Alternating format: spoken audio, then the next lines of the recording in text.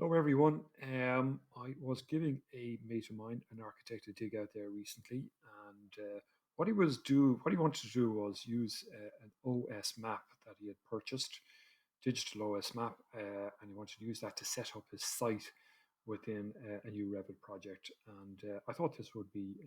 We discovered some nice little quirks in this, and I thought it would be worth sharing. So, when you purchase your OS map in digital format, it will generally come as a DWG AutoCAD file, and it'll come something like this. It'll be a portion of a map.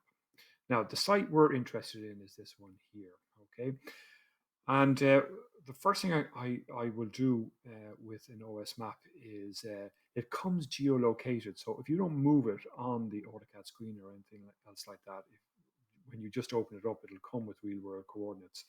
So using the ID command within AutoCAD, you can pick on a point and you can get the XY coordinates there. Okay, you can see them down the screen down here. And what I'll do is I'll draw up a little bit of text and I will draw those XY coordinates in there. All right. Good idea to do a second one and even a third one as well. So that's corner of the buildings. That's the ID point with the XY coordinates there. Now, I will then draw a north point. So I'll draw an octagonal line straight up there. Your OS map will always come facing north up on the top and south and west and accordingly like that. So you can take that as a given, but it's a good idea to draw a north point in because we're going to do a little bit of twisting and turning on this to move from true north to project north when we import this into Revit. The other thing that I'm going to do is check is I'll do a kind of a front elevation view. What I'm looking for here is to make sure that all of the AutoCAD line work is on the Z0 coordinate.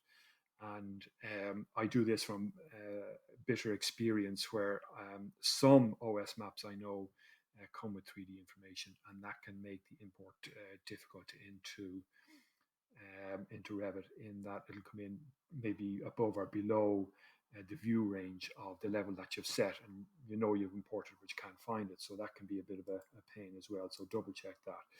The other thing as well is now that we've established the coordinates,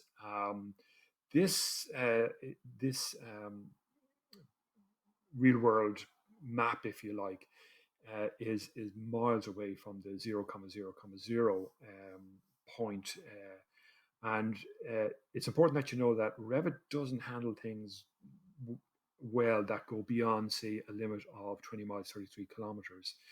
So you can import this in, but sometimes you'll get a little bit of a graphic anomaly. So what I like to do is I'm drawing in a line here. And I'm just going to specify 0,0. So it's picking up the first point of the line is at the origin point there. And the second point line I'm going to put in to my center of my manhole there where I've got the coordinates set up. Now, if I do a zoom all, look at this. Okay, so there's my map over here, and here's the Z core. Here's the 0,0 down here.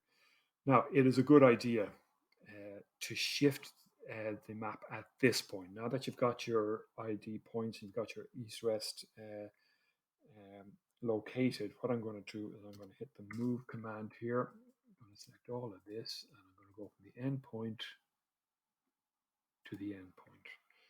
Now I can delete that line, and I will zoom all.